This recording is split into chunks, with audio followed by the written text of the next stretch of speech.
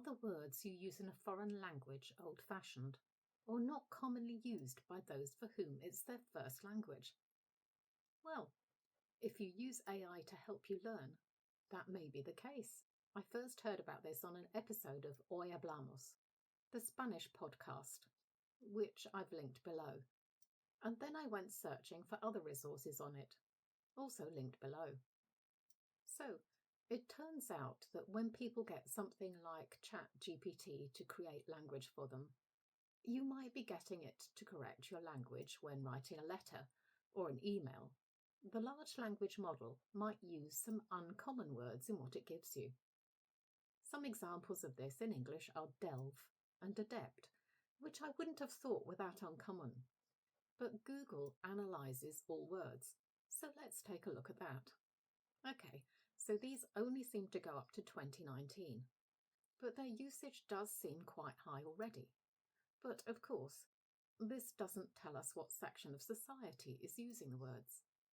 This has been so prevalent that the Max Planck Institute has started studying this phenomenon by analysing usage at conferences, academic conferences, which you would think would be the kind of place these words would be used a lot anyway, but apparently not.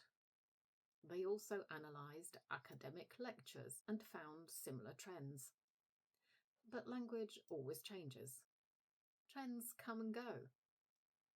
Is this really AI influence?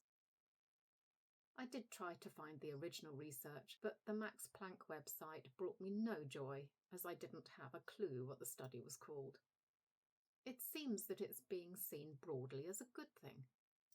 It's expanding people's vocabulary, as long as those people understand the words they're using and are not succumbing to thesaurus syndrome, my name, where people randomly choose a word from a thesaurus, thinking that it means exactly the same as the main word, and it really doesn't.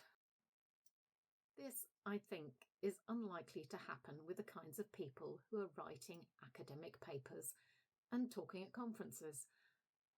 But if we're extrapolating this to be also the general population, that might be a way word meanings are going to change. It seems that this is not only happening in English, but in all languages. By that, we can probably take it to mean the most commonly used languages, because I doubt the researchers have checked all the lesser used languages in the world, if large language models can even cope with those. So, assuming this is a real thing, and you're using a large language model to teach you, you could be suggested words that are not commonly used in the language that you're learning. Again, this might not be a bad thing in general, but if you start talking like people did 50 years ago, or even 20 years ago, you might get a few strange looks when you go to that country and not have a clue why. It's a bit like using classic literature to boost your language knowledge. Unless you can distinguish what's current and what's not, you could go down a very weird language path. This kind of thing is why I rarely take what a foreign language grammar check or translation says as gospel.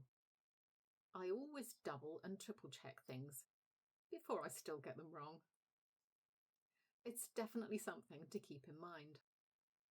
So, it seems that the only way to ensure you're being fed language that people actually use is to read contemporary content and other content spoken by actual people from the country.